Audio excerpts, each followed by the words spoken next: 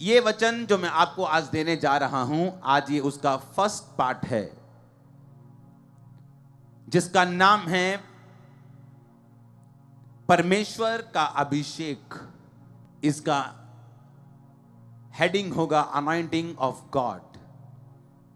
वो कैसे आता है, परमेश्वर का अभिषेक क्या काम करता है, परमेश्वर का अभिषेक मुझे क्यों चाहिए, परमेश्वर अपना अभिषेक क्यों देता है, मुझे वो अभिषेक कैसे संभाल के रखना है।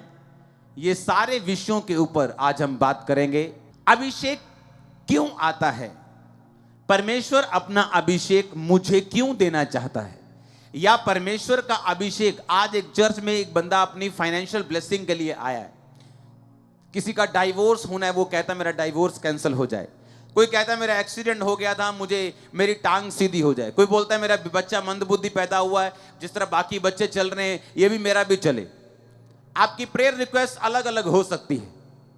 एक ही फैक्ट्री के अंदर आपका सूट भी बनता है, सलवार भी बनती है, आपकी चुन्नी भी बनती है, आपकी पैंट भी बनती है, आपकी शर्ट भी बनती है, आपका स्कार्फ भी बनता है, लेकिन शेप्स अलग अलग हैं, काम अलग अलग हैं। कोई सिर पे बांधते हैं, कोई जुराबे पाँव पे डालते हैं, लेकिन इन सब के पीछे कपड़ा एक ही है। या वो नायलॉन का हो सकता है, कॉटन का हो सकता है, हाँ, लेकिन एक ही कपड़ा है। यानी काम कपड़ा एक ही है, लेकिन उसकी शेप्स, उसके काम जो हैं वो अलग अलग हैं। अनॉइंटिंग एक ही है, लेकिन उसके काम अलग अलग हैं। जब मेरी जिंदगी में निराशा थी, जब ये आई, निराशा से मुझे बाहर निकाल दिया। जब बीमारी थी, बीमारी से बाहर निकाल दिया। जब अभिषेक चाहिए था कि मुझे मिनिस्ट्री करनी है, और मैं बातों की मिनिस्ट्री नहीं करना चाहता हूं। लोग बोलते हैं हमारी वचन की सेवकाई है, बहुत अच्छी बात है, सबसे टॉप की सेवकाई है, पर उस वचन को जिसको तुम प्रचार करते हो कि जीसस ने लंगड़े चलाए, जीसस ने मसा दिया, जीसस ने अंधों को आंखें दी, जीसस ने बहनों को सुनने की शक्ति दी, जीसस ने मुर्दों को, हॉस्पिटल से मरे हुए लोगों को उठा दिया, फिर वो हम कैसे प्रूफ करेंगे? हम जीसस का ये बोल के कि हम वचन की सेवा में हैं, प्रचार तो कर रहे हैं, लेकिन जीसस को दिखा नहीं पा रहे, जीसस को कंप्लीट डेमोन्स्ट्रेट नहीं कर पा रहे। ये परमेश्वर चाहता है कि ऐसा हो। बाइबल में जितने चेले परमेश्वर ने चुने, उनको कहा जाओ और लोगों को बताओ कि स्वर्ग का राज्य नजदीक आ गया है, इसलिए मन फिराओ। मन फिराने का मतलब है चेंज योर थिंकिंग। जो तुम सोचते हो कि सब रास्ते एक से हैं, परमेश्वर कहता अपनी सोच को बदल लो, क्योंकि हर बस दिल्ली नहीं जाती, हर ट्रेन लुधियाना नहीं जाती। जिस जगह जाना है उस जगह की स्पेशल ट्रेन में, स्पेशल बस में, या गाड़ी वाले को स्पेशल बताना पड़ेगा कि मुझे उसी जगह जाना है। सब सड़कें एक जैसी हो सकती हैं, लेकिन सब एक जगह नहीं पहुंचती। इसलिए अगर मुझे स्वर्ग में जाना है, तो परमेश्वर ने कहा स्वर्ग का एकमात्र द्वार मैं हूं। बिना जीसस क्राइस्ट के कोई भी स्वर्ग नहीं जा सकता, कोई भी पिता के पास नहीं जा सकता। परमेश्वर यीशु मसीह ने कहा गो और लोगों को बताओ, जाओ कि मन फिराओ, चेंज योर थिंकिंग, अपनी सोच को बदल लो, क्योंकि परमेश्वर का राज्य निकट आ गया। कहते वो उसका क्या मतलब है जी? प्रभु का राज निकट आ गया, क्या वर्ल्ड वॉर 3 हो जाएगी? क्या न्यूक्लियर युद्ध हो जाएगा? परमेश्वर का राज निकट आ गया तो क्या मुझे दर्शन आएगा? क्या मेरा सिर घूमेगा? प्रभु का राज निकट आएगा, क्या मतलब है? यीशु मसीह ने कहा इसका मतलब यह है, जाओ और लंगड़ों को चलाओ, जाओ मुर्दों को जिलाओ, जाओ कोड़ियों को शुद्ध करो, जाओ बहरों को सुनने की शक्ति दो, ताकि जब तुम ये लोगों को बोलो कि परमेश्वर तुम्हें अनंत जीवन देगा, स्वर्ग का राज्य देगा, ताकि धरती पर उनके प्रॉब्लम सॉल्व हों और उन्हें ये यकीन हो सके कि जो ये प्रीचिंग हो रही है ये सबके जैसे नहीं है, ये जीवित परमेश्वर की है, जो ये कह रहा है कि अगर मैं धरती पर तुझे हील कर रहा हूं, तेरे काम कर रहा हूं, मैं तेरी पहुंच से बाहर नहीं हूं, इसका मतलब ऊपर भी जीवन है। अगर यहां वो असंभव काम कर रहा है जो कोई नहीं कर पाया, वो बेबी जो आईवीएफ नहीं कर पाया, आईयूआई नहीं कर पाया, मेडिसिन नहीं कर पाई, क्योंकि परमेश्वर ने चाहा नहीं कि वो हो, ताकि जब परमेश्वर का आत्मा छुए। हमने सुनी थी टेस्टिमनी पिछले हफ्ते, सुनी कि नहीं? 19 साल से कोई बेबी नहीं, मेडिसिन के बाद चेंज, ओके यहाँ मेडिसिन, कतर में मेडिसिन, फॉरेन में मेडिसिन, इलाज शुरू किया, बड़ा इलाज किया, दवाई चेंज की और बड़ा इलाज किया, IUI IVF सब फेल हो गया। क्या करें, चर्च के बारे में मालूम हुआ। एक दिन मन में परमेश्वर के आत्मा की सहायता से लोगों को आगे बुलाया कि बहनें आगे आ जाओ। ऑनलाइन देख रही, मैंने कहा 21 दिन फास्टिंग करनी है और ये चीजें, ये इंस्ट्रक्शन होंगी, इसे फॉलो करना है और 21 दिन बाद टेस्ट करना है। 19 साल बाद जब 21 फास्टिंग के साथ, इंस्ट्रक्शन के साथ चेक किया, राइट 21 दिन बाद प्रेग्नेंट, पूरे 9 महीने के बाद बेबी बॉय, और ये गवाही देने के लिए आई थी। सुनी कि नहीं सुनी? इसका मतलब क्या? इसका मतलब कि परमेश्वर मेरे असंभव काम कर सकता है, मुझे उसकी बात पर ध्यान देना है। वो कह रहा है कि मन फिराओ, चेलों को बोलो जाओ। जब उसने चेले भेजे तो उसने ये नहीं कहा कि लोगों से बातें करना, उसने कहा पहले लोगों को बताना, प्रीच करना, लेकिन साथ साथ में उनकी बीमारों को चंगा करना, साथ साथ में उनके लंगड़ों को चंगा करना, साथ साथ में उनके दुखों को दूर करना, ताकि उन्हें यकीन हो सके। क्योंकि बातें हम बहुत सुनते हैं और बातें जितनी मर्जी सुन लो, बहुत अच्छी अच्छी सुन लो, लेकिन उसका कोई फर्क नहीं पड़ता। उन सब चीजों का कोई फर्क नहीं, सब अच्छी अच्छी बातें करते हैं, लेकिन धरती पर काम कोई नहीं करता। अब हमें यह बात समझनी है कि जीसस क्राइस्ट ने जब अपने चेलों को भेजा कि मेरा प्रचार करो, तो उसने कहा मैं तुम्हें साइंस एंड वंडर्स के साथ भेजूंगा, जो इस चर्च का नाम है the church of science and wonders, कि मैं तुम्हें चिन्ह और चमत्कारों के साथ भेजूंगा और लोग यकीन करेंगे कि मैं परमेश्वर हूं। यीशु मसीह ने अपने मुंह से कहा कि जब तक तुम चिन्ह और चमत्कार नहीं देख लोगे, कदापि विश्वास नहीं करोगे। हालेलुया। तो वचन की सेवकाई प्रथम स्थान पे होनी चाहिए, लेकिन हीलिंग और डिलीवरेंस भी उसके साथ फॉलो करनी चाहिए। तब आपकी सेवकाई कंप्लीट है, आपकी चर्च कंप्लीट है। अब आपको यह बात मालूम होगी कि अगर यीशु मसीह ने अपने चेलों को भेजा तो उसने सिर्फ बातों के साथ नहीं भेजा, उसने पावर के साथ भेजा, उसने अनॉइंटिंग के साथ भेजा। ओ, अब मुझे मालूम हुआ कि अगर मेरी लाइफ में अनॉइंटिंग नहीं है तो मैं परमेश्वर का काम कंप्लीट नहीं कर सकता। अब एक बंदा जो बिजनेसमैन है, क्या करता है? मसा, अनॉइंटिंग आपकी लाइफ में क्या करती है? भजन संहिता 23 उसकी 5 आयत को पढ़ेंगे। आपने ये सुना कि आपको क्यों चाहिए? यीशु मसीह ने बिना मसा के किसी को नहीं भेजा। क्यों ऐसा, हम पढ़ेंगे। भजन संहिता 23 उसकी 5 आयत। तू मेरे सताने वालों के सामने मेरे लिए मेज बिछाता है, तूने मेरे सिर पर तेल मला है, मेरा कटोरा उमड़ रहा है। जब भी तेल की बात होती है, मसे की बात होती है। सब उपदेशक में प्रभु कहता है कि तेरे सिर पर तेल की घटी ना हो और तेरे वस्त्र उजले रहें। पुराने टाइम में जब भेड़ बकरे को चराने के लिए जाते थे तो भेड़ों के ऊपर एक तेल लेकर उनकी स्किन के ऊपर वो तेल लगाते थे, ताकि जो इंसेक्ट्स हैं, जो मच्छर हैं, जो मक्खियां हैं, जो काटने वाले जीव जंतु हैं, जो खटमल हैं, उनको ना लड़ें और वो बीमार ना हों। क्योंकि जब उनके शरीर पर तेल नहीं होता था, जब मौसम आता था मच्छरों का, खटमल का, तो भेड़ें बीमार हो जाती थीं, दुर्बल हो जाती थीं और मर जाती थीं। और जो चरवाहे थे वो भेड़ों के ऊपर तेल लगाते थे ताकि जो भेड़ें हैं वो स्वस्थ रहें। जिन विश्वासियों के ऊपर तेल नहीं है, जिन विश्वासियों के ऊपर मसा नहीं है, जिन विश्वासियों के ऊपर अभिषेक नहीं है, आप हमेशा नोटिस करना उनके परिवारों में, उनकी जिंदगियों में हमेशा किसी ना किसी शैतान के अटैक के नीचे वो रहते हैं।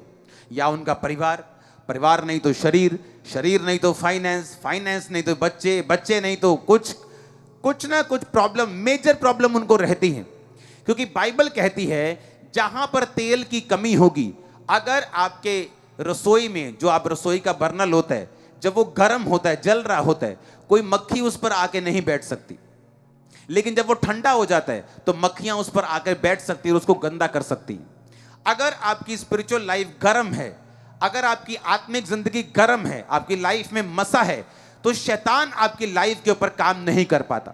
वो दूर से आपको तंग करने की कोशिश कर सकता है, अटैक करने की कोशिश कर सकता है, लेकिन आपकी लाइफ में बैठकर मन बनाकर बैठकर वो काम नहीं कर पाता, क्योंकि गर्म जगह के ऊपर शैतान कभी भी बैठ नहीं सकता। आमीन। अब यहां पे परमेश्वर का वचन कहता है कि तूने मेरे सिर पर तेल मला है। ये दाऊद कह रहा है। तेल का मतलब है मसा। दाऊद को 3 बार मसा किया गया। पहली बार जब वो 15-16 साल का था, शमूएल नबी आया, उसके बड़े भाई को बोला, उसके जब बाप को बोला कि तेरे एक बेटे को मसा करना है, उसने कहा ठीक है। बड़ा बेटा आया, रिजेक्ट। बड़ा छोटा आया, रिजेक्ट। सातों आए, रिजेक्ट। प्रभु कहता मैंने नहीं चुना, मैं इनको परख कर खोटा पाया, ये मेरे सामने पापी हैं, कोई व्यभिचार में है, कोई चोरी करता है, कोई लड़ाई करता है। परमेश्वर ने कहा मैं इनको अच्छा नहीं समझता हूं। दाऊद आया, परमेश्वर ने कहा यही है। बाइबल कहती है जब दाऊद पे पहला अभिषेक आया, उसके सिर पर जब शमूएल ने तेल डाला तो पहला मसा उसके जीवन में आया। आपकी लाइफ में पहला मसा आता है जब आप विश्वासी बन जाते हैं। वो पहला मसा किस लिए होता है? आपको मसा करता है पाप को मना करने के लिए। आप पाप को मना करते हैं, नहीं मुझे ये नहीं करना, अब मुझे ब्लू फिल्म नहीं देखनी, अब मुझे गंदे काम नहीं करने, अब मुझे शराब नहीं पीनी। क्योंकि जो मसा आपके ऊपर आया है, आप नहीं चाहते कि वो मसा करप्ट हो जाए, वो मसा गंदा हो जाए। मसे को ओरिजिनल भाषा में क्या कहते हैं फोटो में देखेंगे। मसा शब्द को, इसका मतलब है मसा शब्द का करिश्मा। बोलो करिश्मा, फिर से बोलो करिश्मा। आपको मालूम करिश्मा का मतलब क्या? करिश्मा का मतलब है एक स्पेशल इंडाउमेंट, एक अनॉइंटिंग, एक अंक्शन, एक ऐसी सामर्थ्य जो चमत्कार कर सके। और यह शब्द निकला है क्रियो से। इसके अगला शब्द पढ़ेंगे, क्रियो। इसका मतलब है टू स्मीयर और रब विद ऑयल। मसे का मतलब है तेल के साथ आपको रगड़ देना, यानी किसी की बॉडी पर तेल रगड़ना। अगर आपकी बॉडी, एक बच्चे के ऊपर हम तेल रगड़ दें, उसकी बॉडी के ऊपर, हम बोलते हैं मालिश करेंगे तो उसकी बॉडी स्ट्रांग रहेगी। अगर वो तेल से जो लिपटी बॉडी है, अगर वो मिट्टी में चला जाए, वो तेल खराब हो जाएगा कि नहीं हो जाएगा? बोलो हां कि ना? होगा कि नहीं होगा? अनॉइंटिंग, परमेश्वर कहता है टू रब विद ऑयल। ये रब विद, ये इस तरह काम करती है जिस तरह आपने अपने शरीर पर एक तेल मला, एक क्रीम मली। फिर आप, अगर आपने, बहनें जानती है, अगर वो फाउंडेशन लगा रही हैं या क्रीम लगा रही हैं, फिर वो मिट्टी से बचती हैं। बचती कि नहीं बचती? फिर आप लेबर करने तो नहीं जाती, क्योंकि आपने चेहरे पे वो क्रीम लगाई। परमेश्वर कहता है वो रब विद ऑयल। तेल, मसे का मतलब है एक व्यक्ति को ऑयल से रगड़ना। अगर आप परफ्यूम की दुकान पे काम करें तो आप चाहे सारा दिन परफ्यूम वहां पे ना लगाएं, आप लोगों को दिखा रहे, बहन जी यहां देखो जी, पाजी यहां देखो जी, लेकिन जब आप शाम को परफ्यूम की दुकान से निकलेंगे, आप खुद भी परफ्यूम से, आपकी स्मेल आ रही होगी आपकी बॉडी से। उसी तरह से जब एक व्यक्ति आत्मिक संगति में आ जाता है, जब एक व्यक्ति आत्मिक चर्च में आ जाता है, जब एक व्यक्ति अनॉइंटेड लोगों की संगति में आ जाता है, वो चाहे खुद अनॉइंटिंग उसके पास ना हो, पर उस अनॉइंटिंग वाले माहौल में रहने के कारण वो मसा उसकी जिंदगी पर भी आना शुरू होता है और मसा काम करना शुरू होता है। अब चाहे वो बंदा परफ्यूम की दुकान में काम करने वाला परफ्यूम ना लगाए सारा दिन, पर उसने इतनी बार परफ्यूम लोगों पे लगाया है कि वो उसकी बॉडी पर भी आ चुका है, उसके स्वेटर पे, उसकी पैंट पे भी आ चुका है, उसकी स्किन पे भी लग चुका है। और जब वो बाहर निकलेगा उसकी बॉडी से स्मेल आ रही होगी और लोग पूछेंगे कौन सा परफ्यूम लगाया, बोलेगा नहीं लगाया। उसी तरह से परमेश्वर कहता है जो लोग आत्मिक लोगों की संगति में रहेंगे, बाइबल कहती है जब शाऊल को मसा किया गया शमूएल के द्वारा, दाऊद से पहले, और शाऊल ने कहा रास्ते में जाएगा तो तुझे नबियों का दल मिलेगा, और बाइबल कहती है जब वो गया तो उसे एक दल मिला, और जैसे ही वो उस दल में घुसा, उस संगति में घुसा, वो भी नबूवत करने लगा। तो क्या कहावत चली, क्या शाऊल भी नबियों का है? ये कहावत इसलिए चली क्योंकि शाऊल जो था वो परमेश्वर का जन उस तरह से नहीं चुना गया था, वो मेरी तरह नहीं चुना, वो राजा होने के लिए चुना गया था, उसकी कॉलिंग अलग थी। पर बाइबल कहती उस संगति में रहने के कारण वो भी वही कर पाया जो सामर्थी लोग कर रहे थे। आप आने वाले समय में देखोगे जो मसा आप ग्रहण कर रहे हो, आपके परिवार में, आपके आसपास लोग जब बीमार होंगे, आप ले हैंड करोगे वो लोग चंगे हो जाएंगे। मैं सच कह रहा हूं, क्योंकि जैसे जैसे आप रोज, हर Thursday, Sunday, online prayer mountain पे आप उस फायर को ग्रहण करते जा रहे हो, आपको नहीं मालूम, जो परफ्यूम की दुकान पे काम करता है उसे नहीं मालूम मेरी बॉडी से परफ्यूम की स्मेल आ रही, उसे वो नॉर्मल नॉर्मल काम है वो करता जा रहा है, लेकिन जैसे वो बाहर निकलता है लोग उसे नोटिस करते हैं कि इससे बहुत अच्छी स्मेल आ रही है। आप जैसे ही जाएंगे बाहर, आपके वर्क प्लेस पे, आपकी जॉब पे, आपके कैरियर पे, आपके काम पे, आपके बिजनेस पे, आप जो भी काम करते हो उस काम पे लोग नोटिस करेंगे कि आपकी लाइफ के ऊपर परमेश्वर का अभिषेक है, आपकी लाइफ के ऊपर परमेश्वर का मस्सा है, आपकी लाइफ के ऊपर परमेश्वर की अनॉइंटिंग है, उसकी शक्ति आपके ऊपर, अब वो नोटिस करेंगे। हालेलुया। अब मुझे क्या समझना है? परमेश्वर कहता है मैंने तेरे सिर पे तेल मला है और मेरा कटोरा कहता उमड़ रहा है। जब एक व्यक्ति की लाइफ के ऊपर तेल आता है, बाइबल कहती है उसका कटोरा, कटोरे का मतलब है आपकी लाइफ की ब्लेसिंग। कटोरे का मतलब है मेरा कटोरा। मेरा कटोरा क्या है? मेरा कटोरा ये चर्च है, ये मिनिस्ट्री है, मेरी लाइफ है, मेरी फैमिली है, मेरी ब्लेसिंग्स हैं, ये मेरा कटोरा है। दाऊद कहता मेरा कटोरा उमड़ रहा है, यानी जो कुछ भी मेरे पास है, मेरी चर्च ओवरफ्लो है, मेरा फाइनेंस ब्लेस हो रहा है। आप मेरी बात समझ रहे कि नहीं? आपकी जॉब है, आप फेवर पा रहे हैं। लोग बोलते हैं कि मैंने प्रेयर माउंटेन पे प्रेयर रिक्वेस्ट भेजी थी, मेरे जितने जनों ने भेजी इटली के वीजा के लिए, किसी का वीजा नहीं आया, सिर्फ मेरा वीजा आया है और मेरी प्रेयर रिक्वेस्ट सिर्फ वहां पड़ी है। क्या मतलब हुआ इसका? इसका मतलब कहता तूने मेरे सिर पे तेल मला है, मेरा कटोरा कि मेरे साथियों का, कि मेरे रिश्तेदारों का, मेरा कटोरा क्या है? उमड़ रहा है। इसका मतलब जब तेल आएगा कटोरा उमड़ेगा। जब अभिषेक एक बिजनेसमैन पे आता है, रियल अभिषेक, परमेश्वर उसकी हदों को बढ़ाता है। जब एक हाउसवाइफ के ऊपर आता है, वो अपने घर को ऐसे मैनेज करती है जैसे वो परफेक्ट औरत हो। जब अनॉइंटिंग आपकी लाइफ के ऊपर आती है, वो क्या करती मैं आपको बताता हूं, क्योंकि आज एक बैठा बिजनेसमैन सोच सकता है कि मुझे इस अभिषेक की क्या जरूरत है, मुझे ये अभिषेक क्यों चाहिए।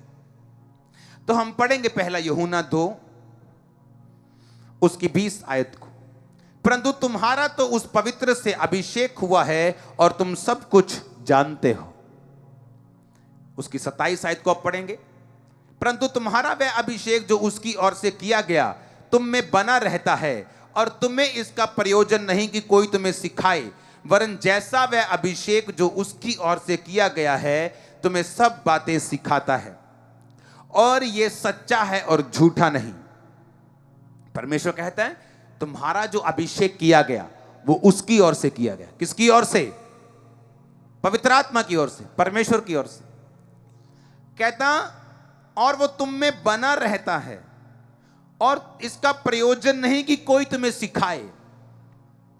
आप अपने बिजनेस में होंगे और मैं आपको दावा करता हूं, अगर आप जेन्युइनली अनॉइंटेड हैं, आप बड़ी बड़ी बिजनेस मीटिंग में वो सिखा पाएंगे जो आप सिखा पाएंगे, जो जॉब पर लोगों को आप सिखा पाएंगे, जो विजडम आपके पास होगी। क्यों? कहता वो अभिषेक जो तुम्हारा किया गया तुम्हें सब बातें सिखाता है। आप घर पे परेशान बैठी होंगी कि हाय मुझे कैसे चलना है, मैं बच्चों को क्या करूं, ये तंग करते हैं, मैं फाइनेंस को कैसे संभालूं, मैं तंगी को कैसे फेस करूं। लेकिन जैसे आप चर्च आती, अभिषेक ग्रहण करती, ये आपकी अगुवाई करना शुरू करते। धीरे धीरे धीरे धीरे ये आपसे बात करता है, ये आपको सिखाता है, आपको मालूम होता है अच्छा अभिषेक बात करता है आपसे। हालेलुया। सबको जय मसीह की। मैं जतिन बब्बर और आप देख रहे हैं मसीह परिवार चैनल। जैसे कि आप सब जानते हैं कि मैं इस चैनल पे प्रभु के अलग अलग दासों की वीडियोस डालता हूं, तो अगर आपको हमारा चैनल अच्छा लगता है तो आप इस चैनल को ज़्यादा से ज़्यादा सब्सक्राइब जरूर करें, ताकि आप प्रभु के वचन को सुन सके। वीडियोस को ज़्यादा से ज़्यादा शेयर करें ताकि जिन लोगों तक वचन नहीं पहुंचा उन तक भी वचन पहुंच सके। सबको जय मसीह की। एक बार मैं आपसे दोबारा कहूँगा कि इस चैनल को सब्सक्राइब जरूर करें और वीडियोस को ज़्यादा से ज़्यादा शेयर करें। जय मसीह की।